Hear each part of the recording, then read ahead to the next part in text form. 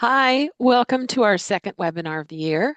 I'm Tamara Coffey, the Arts Program Branch Manager with the Kentucky Arts Council. The Creative Industry Summit Series is a collection of webinars and online workshops that focus on the business of art with topics for artists, arts organizations, educators, teaching artists, community groups, and more.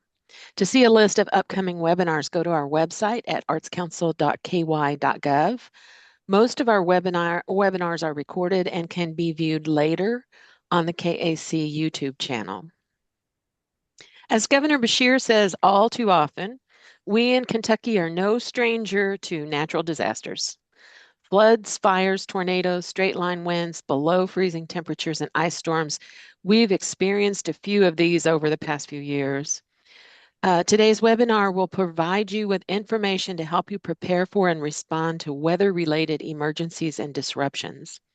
We hope you'll have questions for our guests. Please add them to the chat, or I believe you can ask them directly at the end of the webinar. We'll let you know when to unmute yourself if that's possible. Otherwise, please keep your device muted through the presentation. Finally, let me introduce our speakers. Leah Hamilton is an assistant professor of arts administration at the University of Kentucky, where she is the director of the Arts Emergency Management Certificate Program and leads the Arts Emergency and Disaster Research Initiative, or AEDRI. ADRI? Yeah, you got it. Thanks. As part of her research and service to the Commonwealth, she proudly serves as a network administrator for the Kentucky Heritage Emergency Response Network, or KHERN. Leah is also a crisis analysis and mitigation coach with the National Coalition for Arts Preparedness and Emergency Response, which is NCAPER. Jane Marie Wix is the warning coordination meteorologist for the National Weather Service in Jackson in Breathitt County. In this role, she acts as the liaison between the National Weather Service, partners including Kentucky Emergency Management, media, schools, public health, extension, and other local, state, and national agencies, and the public, helping to build relationships and foster weather preparedness and resiliency across Eastern Kentucky and beyond. She is also a founding member of the Weather Awareness for a Rural Nation, or WARN, task force, a national initiative which is helping to bring weather awareness, safety, and alerting to rural communities, with a large focus on the Amish and Plains populations across the country. Welcome, Leah and Jane. Thank you. Thanks, Tamara. So I want to go ahead and start sharing my screen, Leah, and then I will let you take it off. All right. Hi, everyone. Thanks for being here. See a lot of familiar names and faces, and it's nice to have a growing community of arts professionals and emergency management professionals that have interest in this topic. So it's great to have you here. We're going to have a Q&A session at the end, but as you may have questions, please feel free to put them into the chat. And let's go ahead and get started.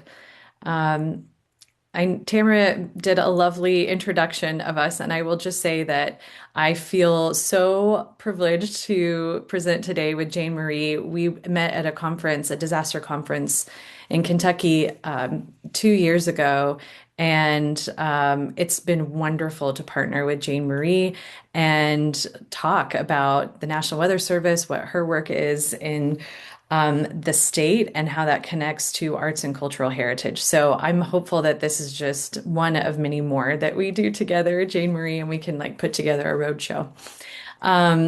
So just a little bit about our agenda and what we plan to chat about today. First of all, we are going to talk about weather hazards and how that relates to our spaces in the arts. and cultural sector. Then Jane Marie is going to give some wonderful information, very helpful information about the National Weather Service, how to interpret weather warnings, and some wonderful tools and resources that we can use in the arts. And then at the end, I'll go through some planning as part of a mini workshop, answering some general questions about organizational planning for weather response. And then we'll open it up to questions from you all, and then we'll park for the day. So to get us started, I put in a photo here, a little interactive um, little participation request. So this photo, you can see me in two in from the left.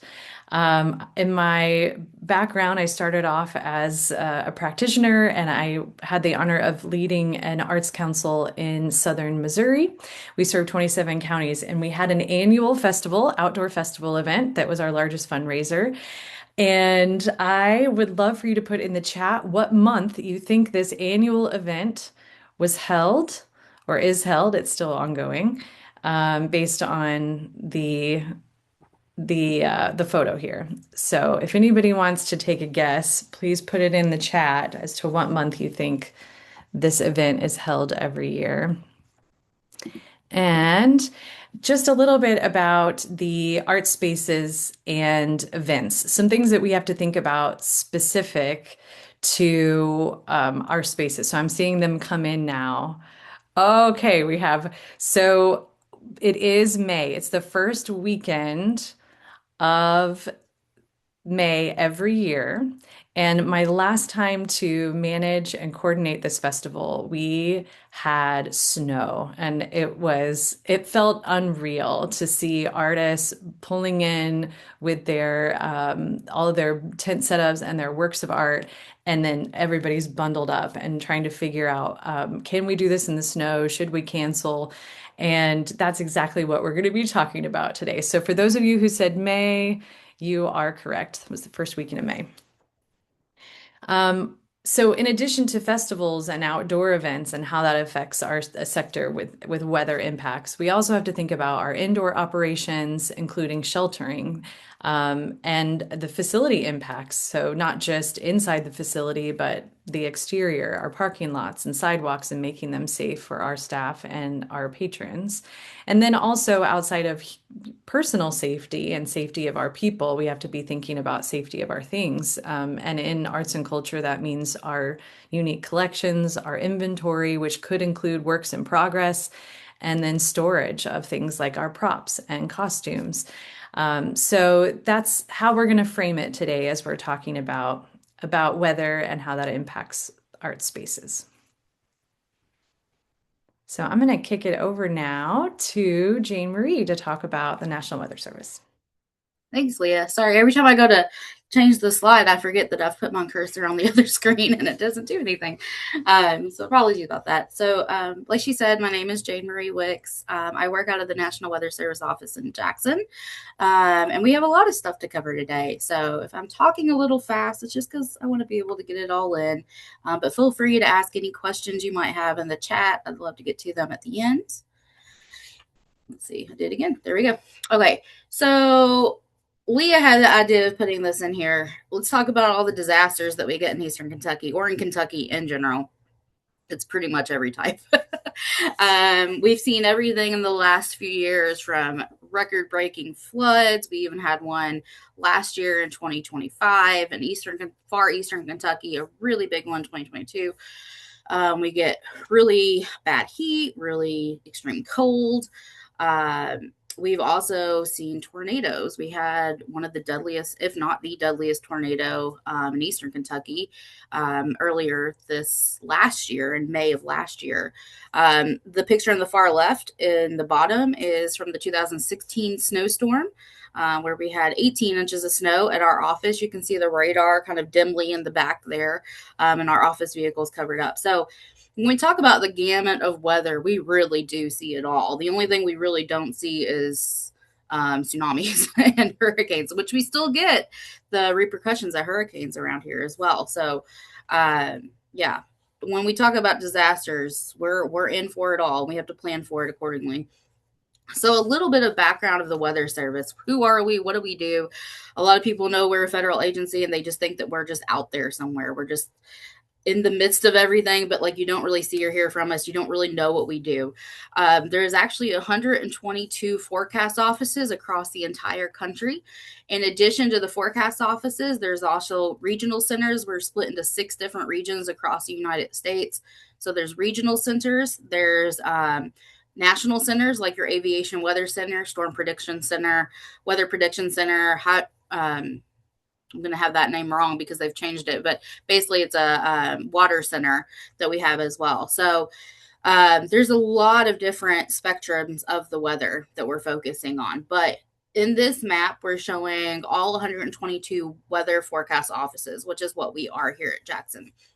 Your typical weather forecast office is going to be staffed with meteorologists that are going to be doing your 24-hour weather watch. They're also going to be doing your forecast packages, your aviation packages. So like if you have airplanes coming in and out, especially at bigger airports like Atlanta or Chicago, they have a dedicated aviation meteorologist because they're doing all the forecasting for those airports. Here in Eastern Kentucky, we're one of the only offices, I think, in the country that does not have commercial airlines right now. But we still have 6 airports that we forecast for, and we do that every 6 hours, 24 hours a day. Fire weather forecast, especially here on the east side of the state, fire weather is a huge deal. We get a lot of forest fires in the in the fall, into the winter, and then partly in the spring as well, and into the summer. So fire weather is a big thing here. River flooding. We have a lot of rivers and hydrologies. Fun fact, in case you didn't know, Kentucky has more stream miles than any other state in the U.S. except for Alaska. So here on the east side of the state, we're dealing more with small streams, creeks that are very easy to flood, and your kind of starts of your main rivers. And then on the west side of the state, we're dealing with larger river flooding. Climate, if you ever see like a statistic that says like, hey, like we're reaching a high temperature that's going to beat records today, those records are cut by the Weather Service as well. Education outreach, similar to what we're doing today. A lot of what I do is going out and doing outreach in the community. And decision support services. Like we said, I work really closely with different partners, especially emergency management. So when they're out doing things, or there's like a chemical spill, or we've had a disaster, we're trying to get support services to them so that they can make decisions for their respondees, as also for the people that were affected. And we'll talk about how we can do that for some of our bigger festivals and events as well coming up. The key thing, though, is that every office functions the same. We're all here 24/7, 365. I had to work a midnight shift last weekend to fill in, but if you need to call the Weather Service office at 3 a.m., every single office is going to be open and be able to take your call. So we're also a public safety industry now. That's a federal mandated public safety. So if you need us, we are here. So the offices that cover the state, we actually have 5 offices that cover the state. They make no sense geographically. I understand that. There's a lot of kind of things that go into how they made these boundaries. Don't ask me why. It was way before my time. But we have 3 that are their actual offices are within the state. That's Paducah, which covers the west side of the state, Louisville, which covers most of the central part of the state into the Bluegrass region. Our office on the east side of the state, we're the only office where all of our counties are just inside the state of Kentucky. And then you have Wilmington, Ohio. They're actually in Ohio, and they cover kind of that tier of counties in the far north. And then Charleston, West Virginia actually covers 4 counties in the far northeast, right along the Tug Fork River. So I'm going to have Leah put a few different links in as we go throughout the presentation. The first one is our website. So if you want to know more information about the Weather Service, the products that we're issuing, we're going to talk more about that in a minute. The easiest way to find us is just weather.gov, not weather.com. We'll talk about that in a minute, but weather.gov.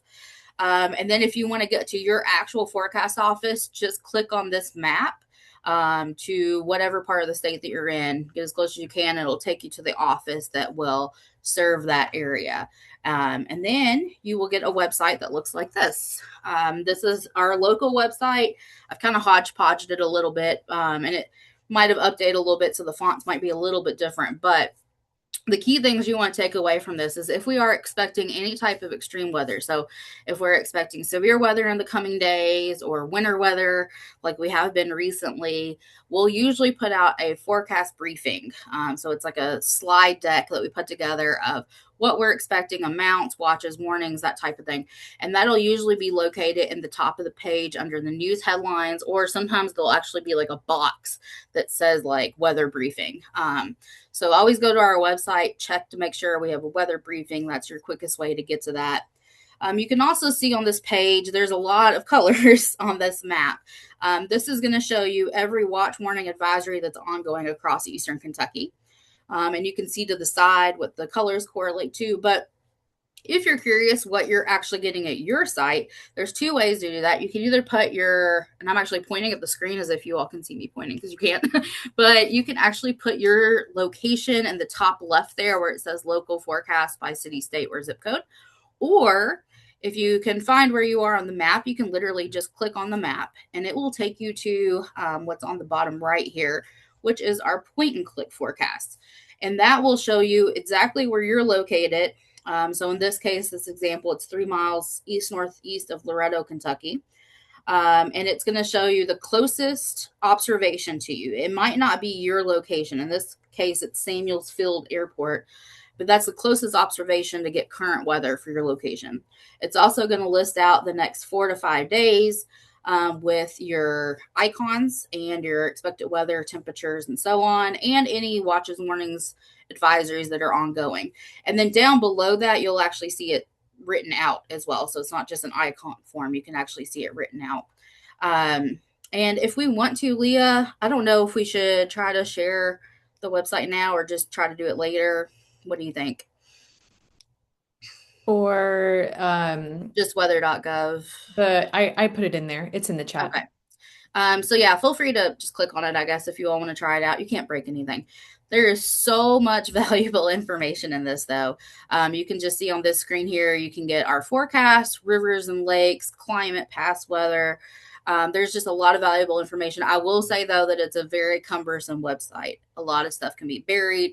There's a lot of really good links at the bottom of the website that's not showing right now. That's really good for if you're trying to make decisions on something. It's kind of like just a one-pager for winter weather or a one-pager for severe weather. There's a lot of great stuff. You just got to kind of get in there and look around for a while. We also have a weather story here on the bottom left that we do at least once, sometimes twice a day of the general area, though. So just keep in mind, it's not for a pinpoint location. It's for the general area. Now, I want to kind of take a side here for a second and kind of go out of what we're talking about to just kind of go over some general basics before we go further into this presentation. There's a lot of confusion, I feel like, especially as we go from winter season to severe season, to remember what is the difference between your outlook, your watch, your warning, your advisory. And so we're going to kind of hone in on more of the severe weather side right now. I know we're still in winter, but honing in more on the severe weather side to kind of remember what they are and how they're different and how you should use them in your preparedness. So all weather service offices issue outlooks along with your warnings, watches, and weather advisories. Keep in mind that only the weather service offices are allowed to issue any type of product like this. So if you see a severe thunderstorm warning go across the TV Met did not issue that. It came from the weather service, and then they are required to broadcast that. Same thing if your phone goes off or your weather radio goes off, which we'll talk about in a minute. The outlook is not something you're probably going to see on like your phone apps or anything like that, but it's something that is issued usually by the Storm Prediction Center if we're in severe weather season several days in advance. and they are looking at where the ingredients are across the United States that might cause some severe weather potential, tornado potential, or severe thunderstorm potential. And they will start issuing an outlook. If we are within that outlook anything more than like a marginal risk, we start to really pay attention. And you'll start to see us issuing briefings. If it's bad enough, we'll start doing like verbal briefings as well. The TV Mets will probably start honing in on it too. But this could go up to the next 7 days. I'd say most of the time it's in the first like 3 days. And at that point, if you're in that outlook, it could encompass several states. They're not exactly sure where those ingredients are going to come together, but if you're in that outlook, that's a good time for you to go ahead and start thinking about my planning. What was I planning on doing that day? Where was I planning on being? Where is my family planning on being? So go ahead and prepare your plan of action once you see that you're in the outlook. As we get a little bit closer the day of, an hour to 12 hours in advance, Storm Prediction Center will work with the local offices and they'll be like, okay, this is where the ingredients have now set up. We've honed in a little bit. These ingredients are here. It doesn't mean that you are going to get a storm, but if you do, it could be severe or it could be tornadic. At that point, they will put us in a watch. A watch has to have at least 50% certainty that you're going to have some type of severe weather. So if it's a severe thunderstorm watch, you have to have a 50% certainty that you're going to have severe thunderstorms. And the same goes for a tornado watch. The same actually goes for a winter weather watch as well. So for doing like a winter storm watch, 50% certainty that we're going to see winter storm criteria. 3 things can happen after we issue the watch. But the key thing, while we issue that watch, that means that anything that develops at that point, you have a chance of seeing something that's going to cause an impact. So that's when you need to have that plan of action in place, and you need to start thinking about how you're going to execute it. Because the last thing you want is to wait until these other things happen, and then you're trying to figure out what you need to do. So go ahead and have your plan of action, be ready to execute it once these next things happen. 3 things can happen after a watch. Nothing, which is ideal. Maybe you get a storm, but it's not severe, but maybe just nothing happens. That's ideal. However, if you do get a storm, there's 2 other things that could happen. One could be an advisory. Advisory basically means it's not too severe limits. It could cause a impact. It could cause an inconvenience, but it's not threatening life and property at that point. So basically we just say use caution. You probably, for instance, if we have like a winter weather advisory and we're going to enter snow, you might want to use caution if you're going to work that morning because the roads might be a little bit slick, but it's not going to be a widespread like 4 inches of snow and roads are closing. Same thing in severe weather. You might get some pea-sized hail, you might get some heavy rain, a lot of lightning, but you're not going to be getting severe limits on your storms. And then if we see storms starting to reach higher potential where we're getting to severe limits, and we'll talk about the limits here in a minute, we're going to upgrade to a warning. If you're in that warning, especially if it's a tornado warning, you need to take action immediately. That means that the weather hazard is occurring or will be occurring very shortly. It will pose a threat to life and property, and you need to take action to make sure you're safe and also your family is safe. And like I said, you don't want to wait until that warning to do all these other steps beforehand. This is just kind of going back over that. Keep in mind the colors on this are color coded based on that outlook, watch, and warning. So ahead of time, at all times, know and understand the weather forecast. I showed you our website. We'll show you some other ways to get weather information. Prepare a disaster kit for all seasons. I know Extension does a program where they make a disaster kit. I'm actually teaming up with the county next month where we're going to do a weather preparedness talk where we talk about a lot of this. And we're also going to build a disaster kit at the same time. There's really great resources online. Just look up disaster kit. Preparedness, and it will help you to design your disaster kit because different seasons call for different things. So during the outlook phase, go ahead and identify your shelter locations. Make sure that you know where your family is going to be that day. Once the watch is issued, plan your day around it. Was I supposed to be at an outdoor sporting event? Are my kids supposed to be at practice somewhere? Am I supposed to be a place where I can't get to a good shelter? And maybe change those plans before the storms ever happen. Because then once the warning is issued, like I said, you need to be able to take action immediately. The longer you wait, the more in harm's way that you will be. An easier way to look at this, I always like this little interpretation, is the cupcake or the taco, which is using the making of a cupcake or the making of a taco to kind of remember the watch warning phase. So Outlook, I'm thinking about making my cupcakes. It may happen. Watch, I have all the ingredients laid out. They're ready to go, but I haven't actually made the cupcake yet. And then once that cupcake is made and you're ready to eat it, that is cupcake warning time. Taco watch, you have all your ingredients out there. You can see them. They're just not all combined yet. And then once you get to your warning, you are ready to eat the taco. So that kind of just helps a little bit, because I know we get a lot of questions about watch versus warning. Okay, so I'm going to spend a little bit of time talking about how to get weather information, because that's very important. How do you get your weather information? There's a lot of great resources out there. There's some not so great resources out there. From the Weather Service itself, we do have a Facebook and a Twitter, now X. I should probably change that to an X, at NWS Jackson, Kentucky, or whatever Weather Service office covers you. They have one as well. I cannot hone in enough. I cannot speak enough to NOAA Weather Radio. Of all the things that are on this slide or in this presentation, NOAA Weather Radio is the most tried and true.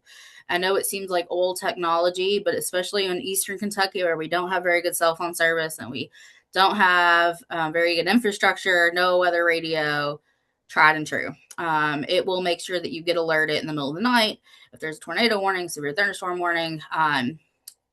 Just because it's old doesn't mean it's good. It's still around because it's good. We get 99% coverage across the state of Weather Radio. We also have a thing called WEA. WEA is a nationally mandated thing that's on your phone, especially newer cell phones all come with WEA. That will send out alerts on your phone for specific types of severe weather events, but not all of them. We're going to go more into WEA in a minute. But just keep in mind, WEA is great for some things and not so great for other things. So don't depend just on the WEA to get your alerts. A lot of people ask us, do we have a weather app? Unfortunately, no, we don't. Because we are a federal agency and because we share all of our weather information publicly, then private industries are actually allowed to use that weather information and make profit off of it. So weather.com, AccuWeather, all of those. And so there is an agreement that we will not try to compete with them. It sounds crazy. we all agree it is crazy. But because of that, we actually do not have a weather app. Thankfully, there are some good ones out there, though. So Weather Alert was actually created in the state of Kentucky by Matt Dixon. He is our state agricultural meteorologist for UK Ag. He created this just this last year. I think maybe within the last 2 years, because I think it was at our conference we were at, Leah. But it has great capabilities. It uses all the weather service alerting, all of our forecasting, our radar. It's free. There's no ads. It's purely for getting weather information in an app format. Highly recommend that one because I know who made it. I know there's no gimmicks in it. It is just straight information from the weather service. Radar Scope is actually the radar app that all the meteorologists use. As sad as this is to say, our radar is great. We have control of our radars across the country, but the way we display them on our website is horrible. So if you're going to weather.gov and just to look at the radar, it's not going to be very good. Radar Scope is the app that most of the meteorologists uses. There's several tiers. It used to be it was free. Now it's a $10 fee. There's some other good ones out there too, don't get me wrong, but I really do like Radar Scope for just getting your regular warning your regular radar as well as your alerts. Now, some of these apps will send you alerts. So, for instance, while I cannot send an alert to your phone about a severe thunderstorm warning other than through WEA, which we'll talk about in a second, some of these other apps that we're about to talk about can. So there's perks there. They can give you more weather information as far as your alerting. I do want to use caution, though, because the Weather Channel, weather.com, AccuWeather, your Amazon, Google interfaces. Here's the reason there's good and bad here. They will send you alerts. That's good. They're coming from us. That's a good thing. but they're also going to give you weather information based on model runs. Now, we all use models here in the Weather Service, but the key thing is that there are physical meteorologists here that know the area. Our meteorologists here at our office are very familiar with Eastern Kentucky. They know the intricacies of the terrain, the rivers, the mountains, like all of that and how it plays into the weather. And we're also constantly monitoring the radar. So we're making updates as we're seeing things changing. Meanwhile, the Weather Channel, AccuWeather, they're using a software data center, let's say in Atlanta. They're issuing a model for the entire U.S., and then that's what's going to your phone. They're not doing any QC of that model. They're not meteorologists looking at your specific area, changing it. So sometimes it can be off. For instance, we're on top of a mountain here at our office, and down in the valley could be a 20-degree difference at night. Colder in the valley, warmer up here. The Weather Channel app, I guarantee, is not going to pick up on that. It's also using local observations for your like what's happening around you. It's picking up local observations from us anyways. But as far as the forecasting ability, I don't trust it because it's not getting updated as we are updating ours. They're trying to pull more of our stuff into it, and that's good, but they're good just to check, but not something to depend on. I'll say that. A little bit more about WIA, and I wanted to hone in on this because it's very important not to always trust WIA. WIA is for three things. It stands for Wireless Emergency Alerts. It's for presidential alerts that are sent out, which has never actually been done before. We've never actually had a presidential alert go out.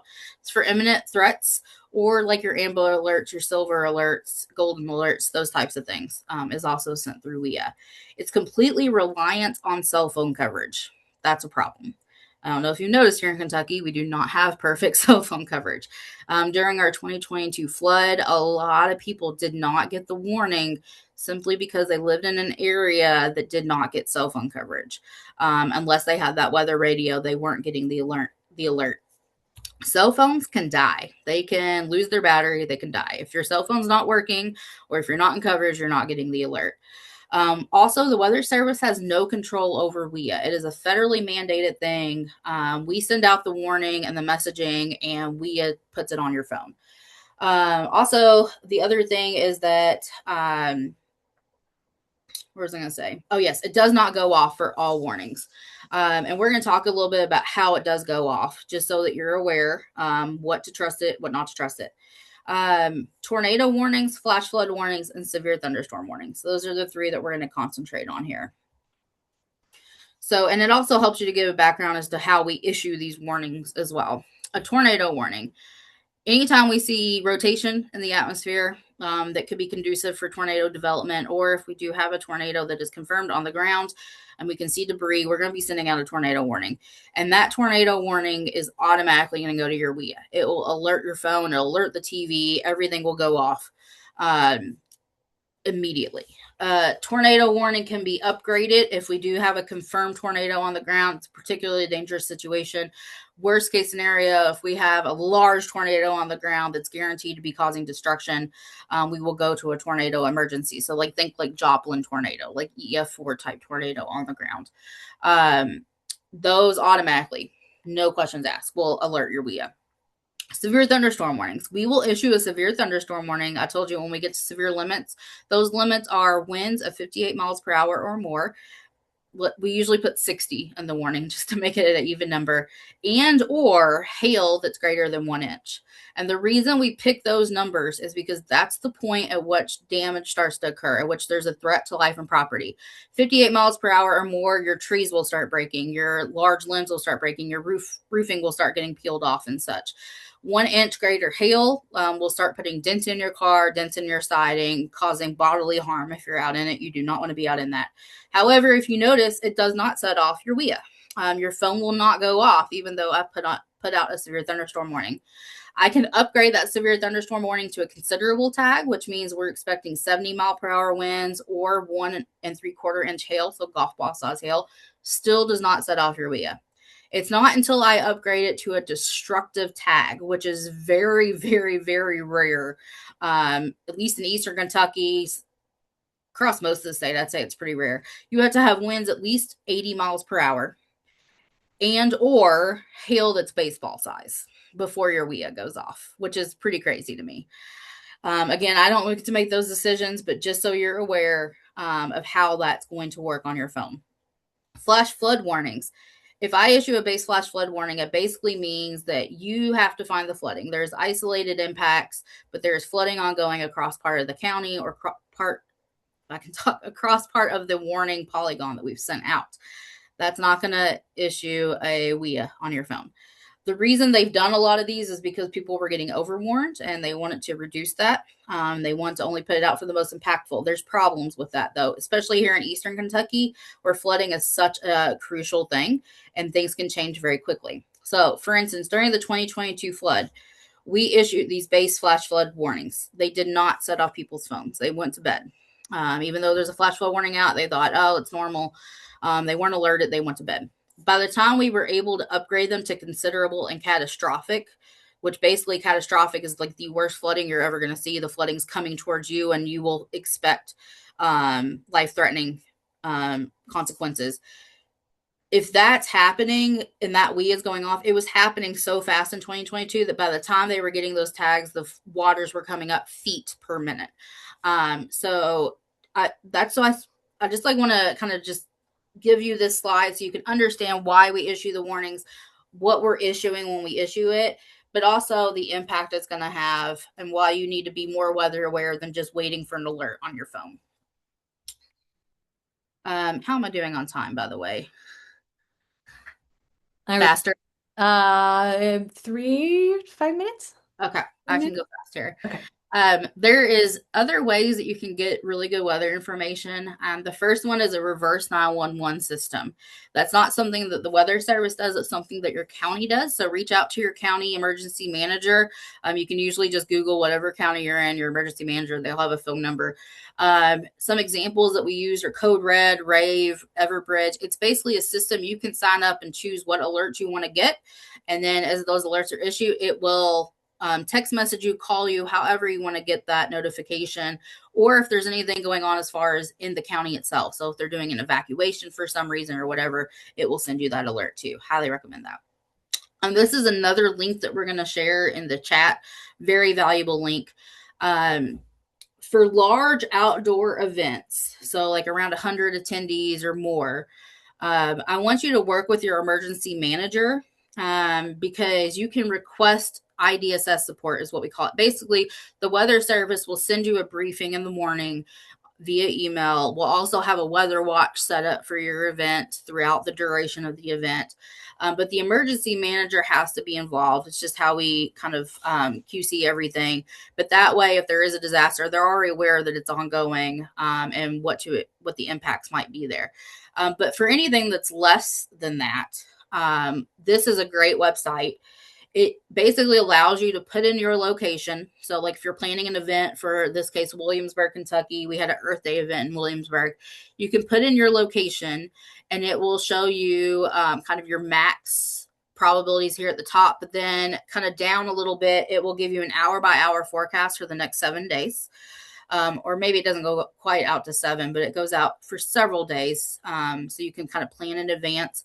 And then it gives you some more kind of information below as well. It's really great for planning purposes and also for just watching throughout the event. But the only downside is it does not give you any type of watch warning advisory alerts. But if you do have a large event, work with your emergency manager who can work with us to get you some other type of weather support.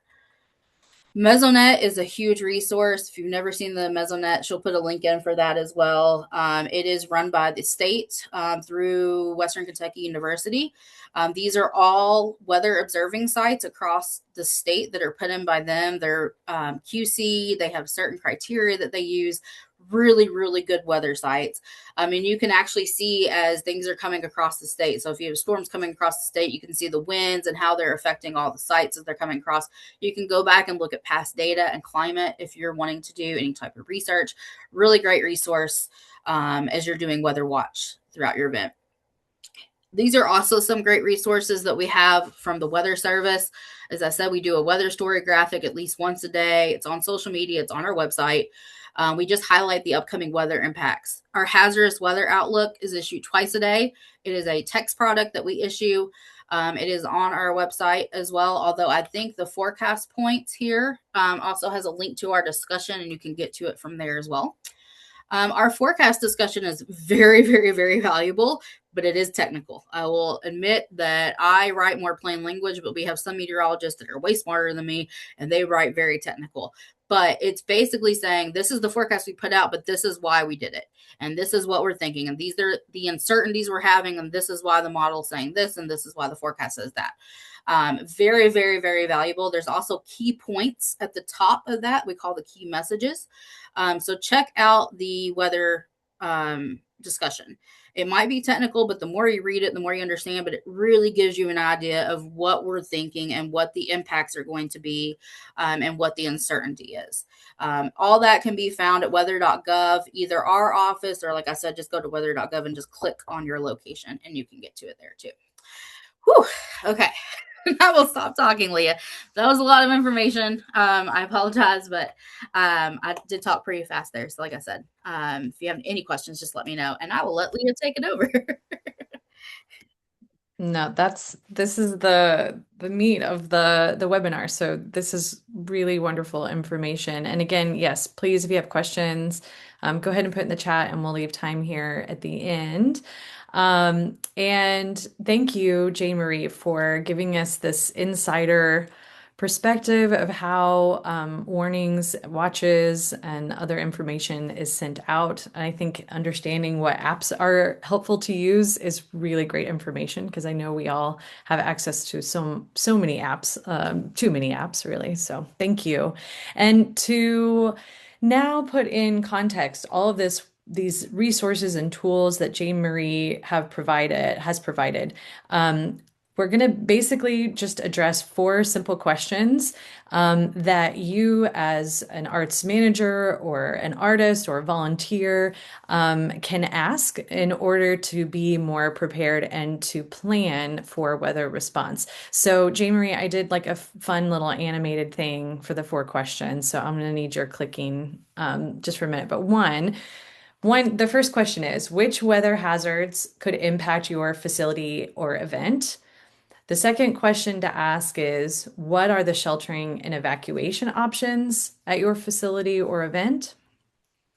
The third one is, how are you going to alert people, both on your staff, so internally, but also how are you going to alert patrons, audiences, learners who are coming to your educational event?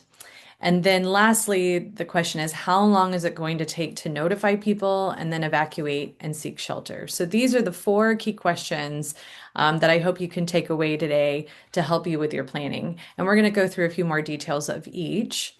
So going to question 1 about weather hazards, and that's on the next slide. Jane, thank you so much. Jane Marie talked about the fact that there are direct resources and indirect resources. So the first is understanding what type of event or recurring event, if it's temporary, and what resources are available to you. And as Jane Marie said, if you're hosting a large scale or temporary outdoor event, so of course it's relative to the size of community, so roughly approximately 100 or more people, then you can get direct resources by contacting your local emergency manager. And the state of Kentucky is mandated that every city, county, jurisdiction has a director of emergency management. So doing even a simple internet search, you can find out who that is in your area. And then partner with them on your event if it's large enough and have that direct contact to be able to get forecasting information.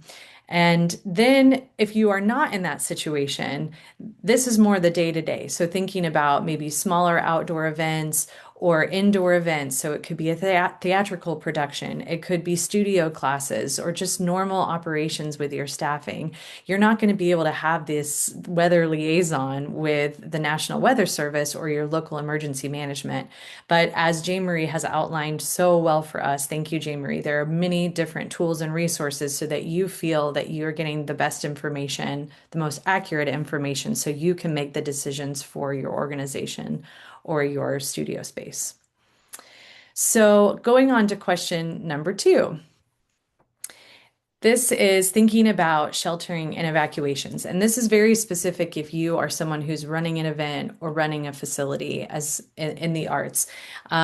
A lot of times there will, especially if your facility is owned by the government or a public entity, or you have had a fire marshal come through, there are ways of determining the best spaces for sheltering, but often those are spaces that have few windows or vents. And the biggest thing is also to consider if you're having a special event, how many people do you think are coming? And is your normal sheltering space going to be able to hold that many people for that special event? I think in doing work in this area, especially in the arts, this often comes up as an issue is maybe day to day, yes, that sheltering space works, but a restroom will not work if you have 50 to 60 people coming to your event. So you have to consider additional sheltering spaces. And because of the constraints of time, just having an hour today, I do have a link here to OSHA, which has some great language and protocols for you to think about regarding choosing a sheltering space and also determining whether or what needs to be in that space so that you can be best prepared. Then thinking about evacuations, because some weather events may require an evacuation, not sheltering.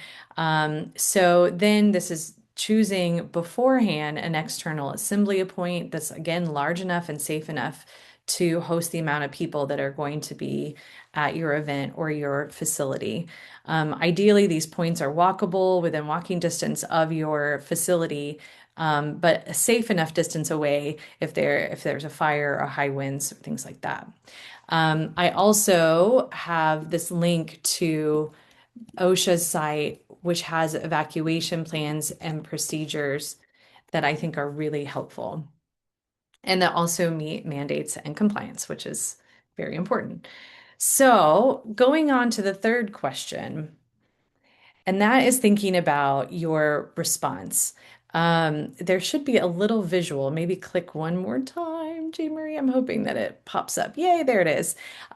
So the biggest decision to make in terms of preparedness is thinking about this key response role, which is who is going to be making decisions. Often this should be the person that usually is making decisions for the organization, because this is going to be the default for people, especially in an emergency situation. So try to make it match day-to-day roles and responsibilities, but be thinking about who is going to be receiving the information about weather, and then who is going to be making the decision if you need to cancel an event, if you need to shelter, or if you need to evacuate. And having this, knowing who this is and making sure that the people that are running your event or run your organization know that this is the primary decision maker. Training on that is really important too. And this aligns with the emergency management model on incident command, which is this idea of choosing someone ahead of time who's going to be making decisions. And then based on whatever your scope is, based on your organization or your event, you can then designate duties from there. So it depends. Again, I don't know. Everybody has a different type of building, a different type of event, different size. So be thinking about if you need someone who can work with vendors, if you need somebody who specifically can be your weather coordinator, maybe you have a lot of children that are going to be involved or in your space or part of your event, and you need someone specifically to work with children and their parents. Thinking through these different additional roles is also important. So you'll see here that the primary event decision maker can then help assign different roles. But again, I go back to, especially for the volunteer run organizations, thinking about choosing that one person who's going to be the decision maker. And then ideally you have an alternate person too, in case that primary person is not available or isn't able to come that day for whatever reason. So next slide. Also thinking about how you're going to communicate with people and alert. So considering who your primary contacts are. Local emergency management is very important to have on your short list of contacts, thinking about those different groups of people that are going to be involved. So your staff and volunteers, your artists, contractors and vendors, thinking about board members, and of course, thinking about your audiences and your patrons. And then once you have this list of your priority contacts, thinking about the best way, the tools that you need to communicate with them. So internally, do you already have a third-party app that you use or just simple text messaging that you use? And that would be the way that you would communicate with staff. If you have a facility that has an intercom system or a God mic, if you are running a theater, this is a great way of communicating quickly to a large group of people. And then also thinking about parents and volunteers and using phone trees and also social media channels and your website can be a really great way of communicating quickly to people. And lastly, this I think is very important and often something that we may not take the time to calculate, but it's just how long it's going to take to notify people and either evacuate or shelter based on the weather hazard at hand. So if you have some planning time, I always say like if you're already meeting with your staff, you already have some kind of set production meeting or event meeting, go ahead and build in some time to consider this and determine the time it would take to receive the alert, mobilize your staff and facility to conduct the evacuation, the time that's needed to notify patrons or staff in your building, and the actual time it's going to take to get them to those places. And this formula I feel like is very simple and easy to use. So consider the time that you're going to need, consider the time to then let people know, and the time that they're going to be walking and trying to get to that space. And there's a 25% safety factor in here, which I really appreciate because often we have to think about accessibility needs too, thinking about those who may be in wheelchairs or those who may not speak English if your alerts and warnings are in English. Thinking about those different accessibility factors, and that 25% safety factor in there will help with that. So this will help you think through, okay, based on the 100 or so people at my event, knowing where my shelter place is, it's going to take 30 minutes to get everybody there safely. Well, then that means you need a 30-minute notice. And that's so if you're looking at your weather app or your weather warnings or watches, that watch that's coming through, as Jane Marie was talking, all those ingredients are there. You know you're going to need at least 30 minutes to get people to safety. So maybe waiting for that warning is not the best idea. And that's how you can also, I think, start to consider if you need to cancel or reschedule an event too, based on whatever the weather hazard event is and the time that those warnings are being put out. So I also want to leave you all today with some different disaster resources that are more broad, but they are extremely helpful. The National Coalition for Arts Preparedness and Emergency Response, NCAPER, is a wonderful resource specific to arts and the arts sector. And part of NCAPER and a broader partnership with the cultural heritage sector is a planning tool called D-Plan. And this is where you can put in your information. It's interactive, it's online, and the first year subscription for it is free. So this is a great way if you're thinking, oh, I really need to do something now. Please take a visit to the D-Plan, and you can always reach out to me if you have questions about that subscription too, and I can help put you in touch with the right people there. And also just some opportunities. If this is a really interesting topic for you, I wanted to let you know that we are hosting a conference here in Kentucky dedicated to the arts and disaster preparedness. Jane Marie is on the conference planning committee with me. There's a website there. We also have an open call right now for proposals. So for those of you who might be interested in presenting information, or a story that you have to tell, the work that you're doing in your community in Kentucky, we would love to hear about it and have you be a part of the conference. And lastly, I am just so excited that we have here at the University of Kentucky in the Department of Arts Administration certificates to really delve into emergency management principles and what those models look like in an art space, because we do have unique things that we do.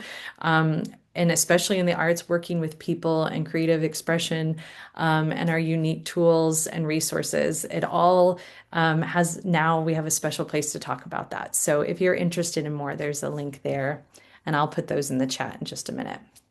And before we open for questions, I also just wanted to let you know about KHERN, the mutual aid response network that was set up after the 21 tornadoes in Western Kentucky and the flooding. There's a lot of flooding events, but the one that was notable for forming KHERN was in 2022 in Eastern Kentucky.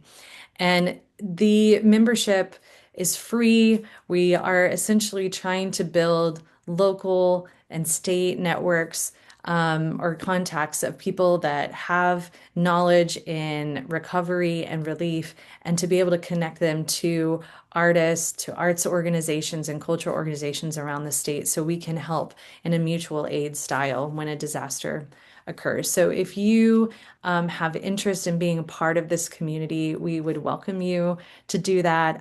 There's some great Linktree image there that hope you can take a photo of, and it'll take you to our membership form, and hope you can be a part of it. If you're here today, obviously you have interest. So we would love to have you be a part of KERN. Okay, we did it, Jane Marie. We made it. We had only 3 minutes left, but honestly, we could have That talked is my fault. so much longer. No, I felt like I was rushing to get through it too. So I know that was a bit of maybe drinking out of a fire hose. We But gave you a very, very fast overview there of everything. yes. So if you have questions, please put them in the chat. We would be happy to answer them. But also, if you think of something later, then you can reach out to us via email. Our contact information is right there, and we would be happy to have you reach out to us too. So. I would also like to note too, like your weather service offices, we are funded by you all. So you all are welcome. If anytime you want to come take a tour of the weather service office, just contact me, contact your office, and we can get you a tour of the weather service office so you can see everything that we do. And if you have any trouble getting hold of your emergency manager, just you have my email. Let me know. And I have really good contacts with all of them too. So That's really nice to know. You can be an insider because sometimes it can be tricky. So, yeah. We do have a question from Eleanor. What other models for weather alerts exist that don't rely on cell service? Great. So all of the models do not rely on cell phone service. It's just the alerting capability.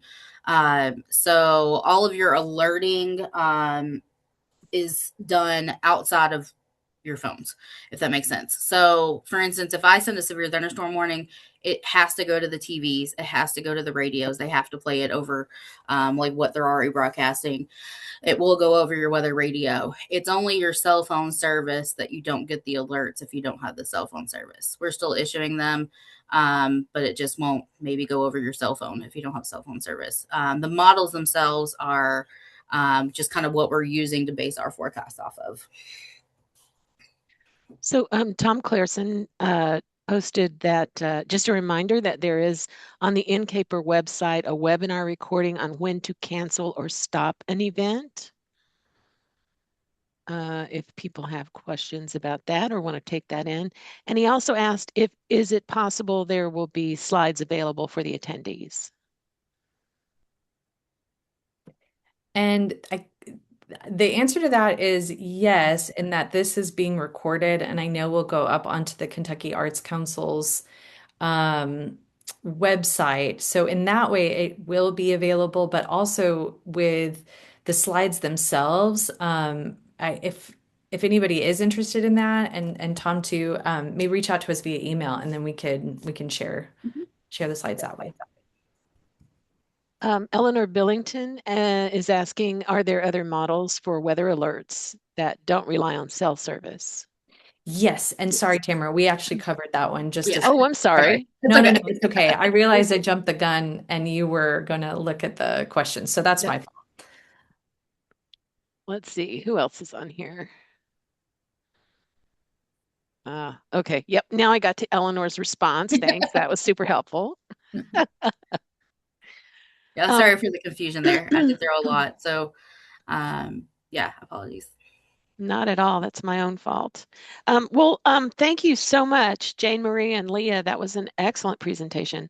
So much great information. And I think you've really given us ideas to help prepare for any future weather events.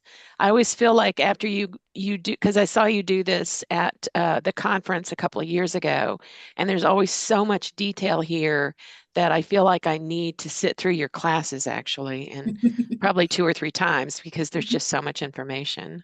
So thank you so much for the presentation. The next Creative Industry Summit Series webinar will be Overview of Copyright for Creatives on February 19th at 11 a.m. Eastern. And our guest presenter will be Louisville-based attorney Jeremy Beck. Jeremy's practice of law focuses on the arts, and he's also an accomplished musical composer. Overview of copyright for creatives will provide an introduction to copyright law with a particular emphasis on how copyright impacts artists across disciplines. You can register on the KAC website by going to the Creative Industry Summit Series, and you'll find the link there. Watch the watch the website for additional webinars, including Reading Between the Lines, Common Contract Traps in the Creative Sector on April 1st, and Finding Funding Grant Search Basics on May 6th. Please join us for Kentucky Crafted Market, March 7th and 8th. Sorry, I just realized my camera is doing funky things. March 7th and 8th at the Kentucky Horse Park. We'll have some of the Commonwealth's best visual and craft artists, live music, local food products, publishers, art, activities for kids, food trucks, and so much more. Thank you so much for joining us today. We look forward to seeing you again soon. Take care.